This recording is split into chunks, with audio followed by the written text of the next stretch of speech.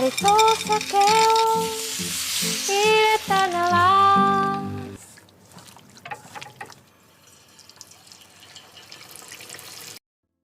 Hai Twip, selamat datang di channel Movie Strike. Apa kabar? Semoga dalam keadaan sehat dan baik-baik aja ya.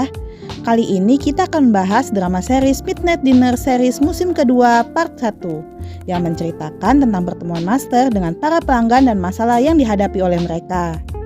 Sebelum mulai, jangan lupa subscribe, like, dan komen ya supaya kita lebih semangat buat menghibur kalian semua.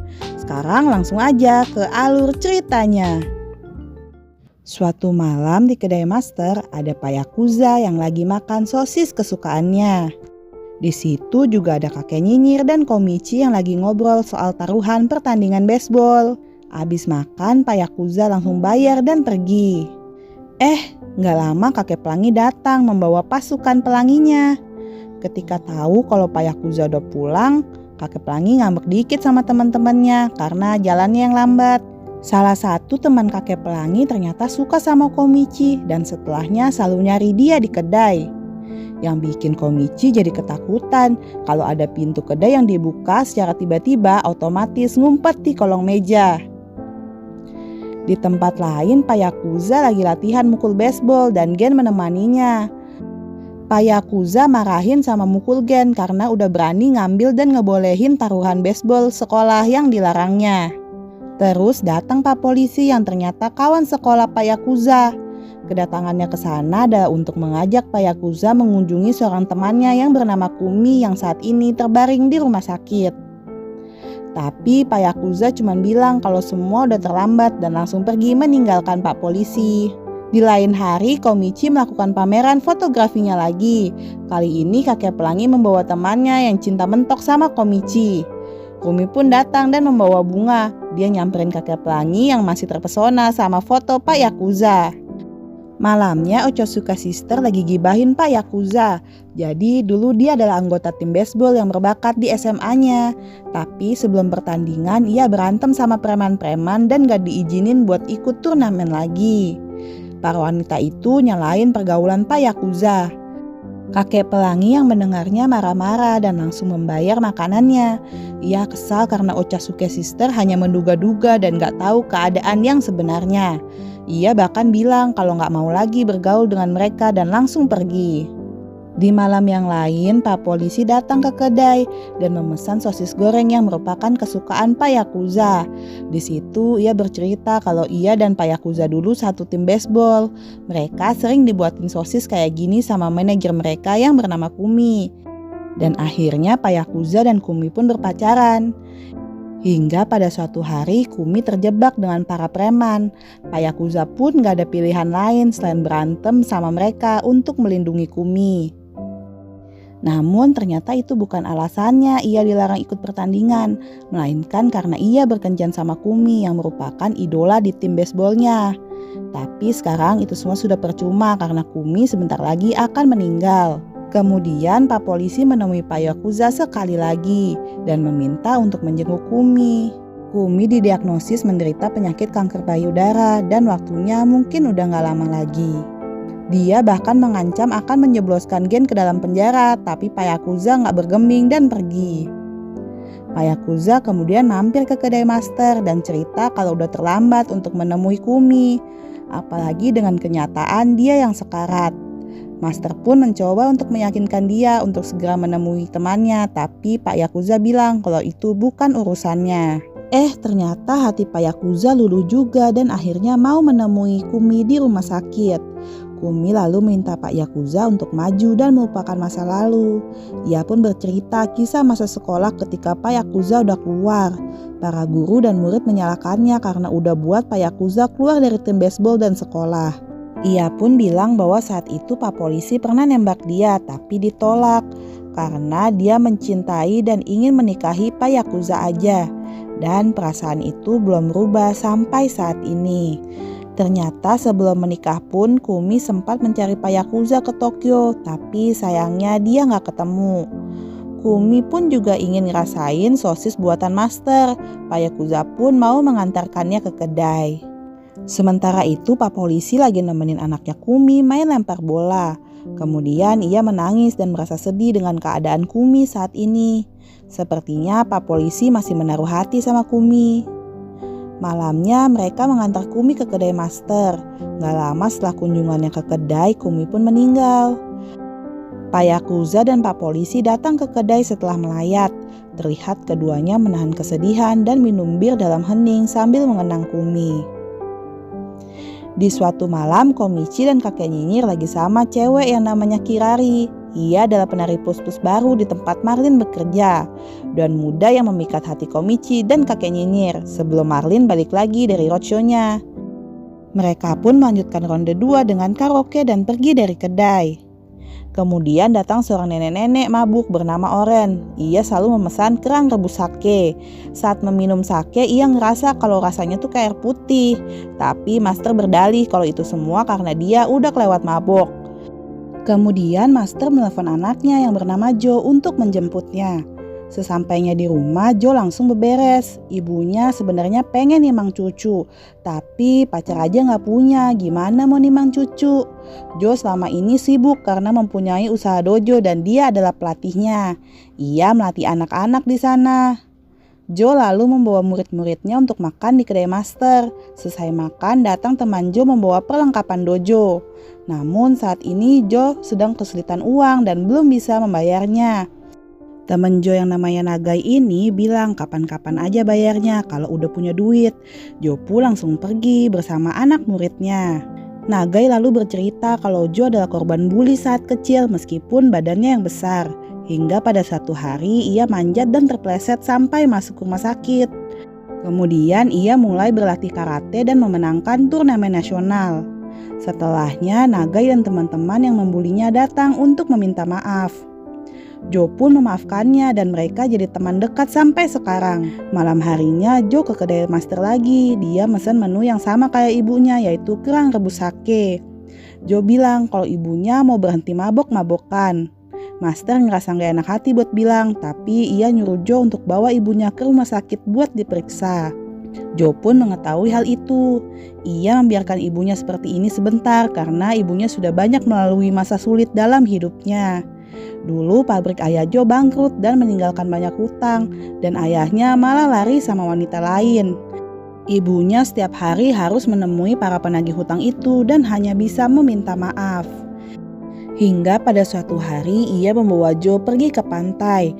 Dan setelah berjalan jauh, Jo capek dan mereka makan kerang rebus sake. Jo kecil bahkan menghabiskan 3 porsi sampai ibunya marah-marah. Saat gede ibunya cerita bahwa pas ngajak ke pantai ada niatan untuk bunuh diri bersama. Tapi begitu melihat Jo makan dengan nikmat, ia pun mengurungkan niat tersebut. Setelahnya ibu Jo datang ke kedai tiap hari sampai ia akhirnya mau dibawa ke rumah sakit untuk menjalani pengobatan. Di kedai kakek nyinyir dan Komichi lagi kangen sama Marlin. Ternyata mereka berdua dicampakkan sama penari baru itu. Mereka pun berharap Marlin untuk segera pulang. Kemudian Jo dan Nagai datang ke kedai. Di situ dia ngabarin bahwa keadaan ibunya sudah lebih baik dan kedepannya gak bakal nyusahin Master dengan maboknya lagi. Nagai pun cerita kalau Jo lagi pacaran sama perawat ibunya. Master pun berjanji jika ibu Jo keluar dari rumah sakit, ia akan mentraktirnya. Nagai ngeledekin Jo dan perawat itu yang bikin Jo ngeluarin jurusnya dan buat botol kebelah 2. Ia pun langsung meminta maaf dan membersihkan meja. Seminggu kemudian, Nagai, anak murid Jo dan Master sedang nunggu Jo dan ibunya pulang dari rumah sakit. Karena lama dan gak sampai-sampai, akhirnya Nagai telepon dan dapat kabar kalau mereka berdua kecelakaan. Ibu Jo luka ringan, tapi Jo mendapat luka cukup serius sampai harus dioperasi. Ibunya bahkan metal banget sampai ngancem dokternya kalau anaknya kenapa-napa, tuh dokter bakal dibunuh. Sadis. 3 bulan kemudian Jo akhirnya sembuh total. Ia dan ibunya lalu pergi ke kedai Master buat makan kerang rebus sake kesukaan mereka. Master bahkan memberikan minuman gratis buat Jo. Ibunya cerita kalau Jo udah putus sama pacarnya yang perawat itu. Akhirnya mereka menghabiskan malam itu dengan berdebat dan berebut kerang. Di malam yang lain, kedai master kedatangan wanita cantik yang bernama Ikumi yang membuat kakek nyinyir dan dua pelanggan lainnya terpanah dan terdiam. Master lalu membuatkannya nikogori, makanan kesukaannya. Wanita itu pun memakannya dengan nikmat sampai-sampai membuat pelanggan yang lain kepengen. Tapi sayang, nikogorinya habis karena master cuma bikin buat satu porsi aja. Setelah Ikumi pulang, Masashi mulai nanya-nanya tentang Ikumi, tapi kakek nyinyir nyela dan bilang kalau itu tuh gak sopan. Beberapa hari kemudian, Masashi lagi disibukkan sama pesanan makan siang di toko bentonya. Rekan kerjanya yang baru malah gak datang, membuat dia kelabakan. Gak sengaja Ikumi mampir dan karena kasihan dia ngebantuin untuk menerima pesanan di kasir. Esok malamnya Ikumi ditraktir Masashi sebagai ucapan terima kasih karena telah membantunya dan mereka pun minum bersama. Masashi lalu mengungkapkan perasaannya sama Ikumi tapi ditolak karena ia sudah punya pacar. Selesai makan, Ikumi pun pulang. Pas banget Komichi datang dan bertanya tentang Ikumi, tapi buru-buru kakek nyinyir dan master nyelak dia sehingga dia gak jadi ngomong. Selesai makan, Komichi pulang dan dikejar oleh Masashi. Di sana Komichi menjelaskan kalau Ikumi itu adalah kupu-kupu malam yang populer dan sangat sulit untuk memesannya. Di lain hari, Masashi pun mencoba untuk datang ke tempat Ikumi, tapi ia langsung kabur begitu penerima tamu membukakan pintu. Ia pun akhirnya ke kedai master dan makan nikogori dan tenggelam dalam pikirannya sendiri. Master pun yang melihatnya khawatir. Meskipun udah tahu kenyataan, Masashi masih suka ketemu sama Ikumi di kedai. Mereka suka ngobrol-ngobrol santai sambil tertawa sesekali. Setelah semua pelanggan bubar, baru deh Masashi munculin muka sedihnya. Ia lagi galau karena masih tergila-gila sama Ikumi meskipun tahu keadaannya kalau Ikumi berbohong punya pacar. Master pun menyuruhnya untuk jujur, tapi kalau ragu-ragu jangan karena kasihan sama Ikumi. 2 bulan setelahnya Ikumi datang ke kedai. Ia ngasih tahu ke Master kalau utang keluarganya akan segera lunas dan dia akan berhenti jadi kupu-kupu malam dan hidup bebas. Master pun lega dan berjanji untuk mentraktirnya di kedai kalau dia sudah berhenti kerja. Di toko bento, Masashi tiba-tiba menerima telepon yang mengagetkannya. Ia pun bersiap-siap pergi ke suatu tempat. Masashi pun mampir ke kedai Master. Ia bercerita akan pulang kampung dan meneruskan kedai keluarganya karena ibunya yang terkena serangan jantung. Ia pun meminta izin untuk ada di kedai semalaman karena besok pagi akan pergi dengan naik Shinkansen ke kampungnya. Gak lama Ikumi juga datang. Akhirnya ia udah berhenti dari kerjaannya dan datang ke kedai untuk merayakannya. Masashi pun senang dan mengajaknya untuk ikut pulang kampung dan hidup bersamanya di sana. Dengan senang hati, akhirnya Ikumi pun menerimanya. 1 tahun setelahnya, mereka berdua mengirimi surat foto ke Master. Mereka akhirnya membuka kedai dan menganggapnya sebagai cabang gak resmi dari Shinya Soku milik Master. Master pun membacanya dan tersenyum bahagia. Di suatu malam, kakek nyinyir bawa bahan masakan dan minta Master membuatkannya makanan. Master pun memasaknya dan kakek nyinyir suka sama masakannya Master. Ada 2 pemuda yang datang bersamaan sama kakek nyinyir pun jadi minta Master memasak dengan nanas kaleng yang dibawanya. Master pun membuatkan daging asam manis nanas buat mereka. Kakek nyinyir pun bertanya dari mana mendapatkannya karena nanas kaleng udah langka banget. Mereka cerita kalau saat mereka sedang mencari lokasi untuk syuting film indie, mereka menemukan banyak kaleng makanan yang disusun di sebuah depan pohon. Mereka pun mengira bahwa itu sengaja disediakan dan mengambil 2 di antaranya. Kemudian gak lama datang seorang wanita yang bernama Kikuno. Genki dan Yuki pun menawarinya makanan mereka. Ia pun memakannya karena itu merupakan makanan favoritnya. Di tempat kerja, Genki dan Yuki lagi ngomongin tentang film yang akan mereka garap. Tiba-tiba Genki dan Yuki datang bergantian ke kedai mencari Kikuno. Keduanya meminta Kikuno untuk menjadi pemeran utama di film mereka. Ia yang setengah mabok pun setuju. Kemudian mereka bertiga secara gak sengaja ketemu di kedai.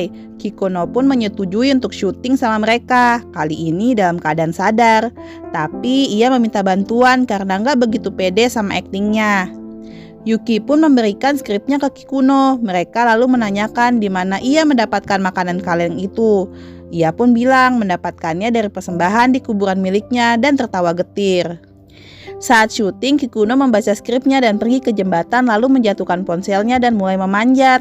Sementara itu, Genki dan Yuki sudah bersiap dan menunggu datangnya Kikuno. Tapi ia gak kunjung datang dan gak bisa dihubungi. Setelah beberapa lama, Yuki dan Genki datang ke kedai. Master lalu menanyakan progres film mereka. Mereka lalu cerita kalau gak mau cari aktris lagi dan mengubah keseluruhan skrip dan menjadikan mereka sebagai pemeran utama. Dengan gak mengubah lokasinya, yaitu di Yarimizu. Kemudian pelanggan master yang lain menceritakan bahwa Yarimizu itu merupakan tempat yang berhantu di Tokyo. Dan pada tahun 1973 seorang mahasiswa pernah terbunuh dan dikubur di sana. Ia berselingkuh dengan dosennya dan sering ketemuan di sebuah pondok di Yarimizu. Akhirnya mereka ketahuan setelah gadis itu mengirim surat kepada istri dosen itu karena sedang hamil. Tapi dia gak mau sang dosen cerai dengan istrinya dan malah minta putus. Ia lalu dibunuh oleh sang dosen dan setelahnya melakukan bunuh diri. Pada saat ditemukan, ia menggunakan gaun pink dan di pondok tempat mereka sering ketemu banyak sisa makanan kaleng yang mereka makan dahulu. Yuki dan Genki ketakutan karena mereka yang mengambil makanan kaleng itu. Cerita mereka juga mirip banget sama kejadian gadis itu. Apalagi Genki gak sengaja ngerekam sosok di Yarimizu yang mirip dengan gadis dengan berpakaian pink yang diceritakan oleh pelanggan itu. Mereka ketakutan, lalu memutuskan untuk segera pulang dan akan menggantikan nanas kaleng itu dan menaruh dupa di sana. Paginya Kikuno datang dan bercerita kalau kisah dia mirip dengan gadis itu. Namun gak ada niatan bagi dia untuk membalas dendam sama sang dosen, karena dialah yang menggoda dosen itu. Ia pun sempat berpikiran untuk bunuh diri, tapi akhirnya dia gak berani. Kikuno lalu memutuskan akan melakukan perjalanan atau traveling sambil memulihkan dirinya. Master pun berpesan agar dia gak melakukan tindakan bodoh dan menyiapkan sarapan buatnya. Pelanggan master yang nyeritain cerita itu ternyata dulunya sangat menyukai gadis yang meninggal itu dan ingin sekali bertemu dengannya walau hanya sekali. Master pun bilang kalau orang yang ketemu Genki sama Yuki itu beneran orang. Beberapa waktu kemudian Kikuno kembali datang ke kedai dan keadaannya terlihat sudah jauh lebih baik dan segar. Ia lalu bercerita bahwa ia melakukan pekerjaan sukarela. Di sana dia menyadari kalau masalah dia gak seberapa dibandingkan yang lain dan bunuh diri adalah tindakan rendah yang bukan menyelesaikan masalah. Master pun menuangkan minum dan mengucapkan selamat datang kembali dan cerita pun selesai. Terima kasih sudah menonton alur film ini sampai habis. Jangan lupa like, subscribe, dan komen channel ini. Sampai jumpa di video selanjutnya. Bye-bye.